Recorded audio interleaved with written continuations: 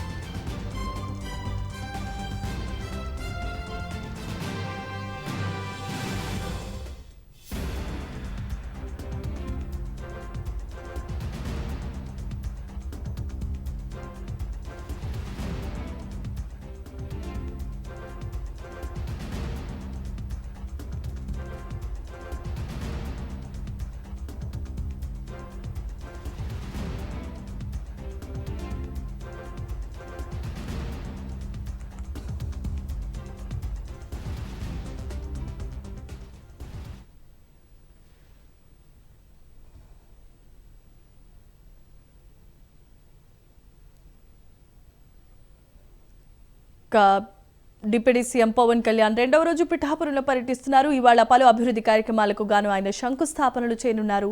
ముందుగా గొల్లప్రోలు ప్రాంతంలో ఇళ్ల స్థలాలను ఆయన పరిశీలిస్తారు. అనంతరం ఉదయం 10 గంటలకు పోలీసులతో శాంతి భద్రతల అంశాలపై చర్చిస్తారు.